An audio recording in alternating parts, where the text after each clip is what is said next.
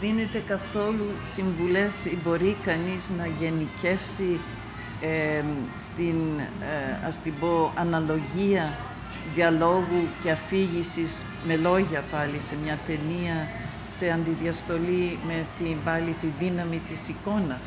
Προσπαθώ να πέσει μεγαλύτερο βάρος στην εικόνα.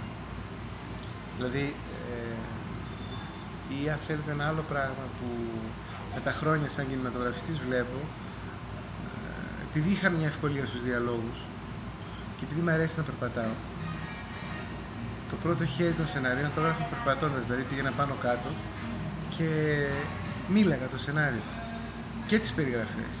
Δηλαδή θυμάμαι στο Δημακόπουλο ξεκίναγε ένα χέρι χτυπάει το κουδούνι της εξώπορτας, ένα στεφάνι χριστουγεννιάτικο διακοσμητικό επάνω στην πόρτα, η πόρτα ανοίγει, ο παιδικός φίλος του Λευτέρη Δημακόπουλου χτυπάει στην πόρτα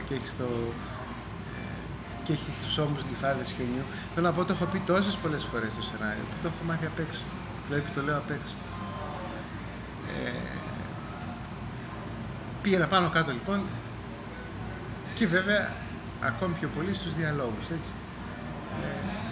Και πολλές φορές σε αυτό το πάνω κάτω ήμουν πολύ ευτυχισμένος, γιατί έλεγα, ας πούμε, λέγει ο ένας μια καταπληκτική ατάκα και του απαντούσε ο άλλος πάλι με μια καταπληκτική ατάκα. Δηλαδή ένιωθα ότι ήταν τόσο σημαντικό αυτό, τόσο ωραίο αυτό.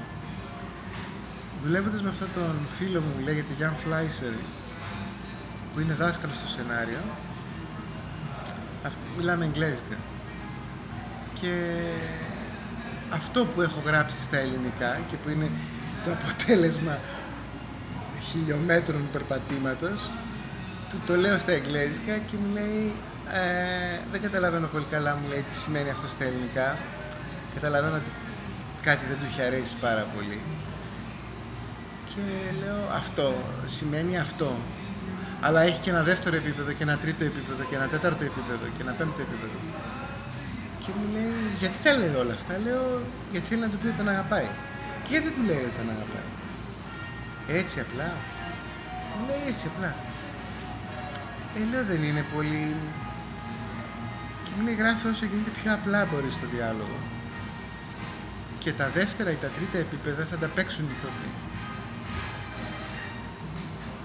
Στην αρχή αντιδρούσα και σε αυτό, αλλά είδα μετά ότι πόσο δύναμη έχει μια πολύ απλή φράση στο σινεμά. Καμιά φορά βλέπω αμερικάνικες ταινίες και τις θαυμάζω που είναι έτσι απλή η διάλογή τους. Ενώ αντίθετα αυτές όλες οι σκέψεις και τα δεύτερα και τρίτα επίπεδα στο διάλογο που μου βγαίνουν εμένα χάνονται όταν γίνονται ταινία. Δεν είναι σαν το θέατρο, ή εν πάση περιπτώσει δεν μου αρέσει να κάνω συγκρίσεις σινεμά και θέατρο, αλλά πολλές φορές πράγματα για τα οποία ήμουν περήφανος, επειδή βγαίνουν από μένα, που εγώ τα λέω έτσι, που τονίζω έτσι αυτή τη φράση και έτσι την άλλη φράση και έτσι την τρίτη φράση και έτσι την τρίτη λέξη, όταν τα πήρε ένας ηθοποιός και καλός ηθοποιός για να τα πει, αλλά που τονίζει αλλιώς αυτή τη φράση και αλλιώς την άλλη φράση και αλλιώς την τρίτη φράση, ήταν φράσεις που με μένανε μετέωρες, δηλαδή δεν πατάγαν πουθενά.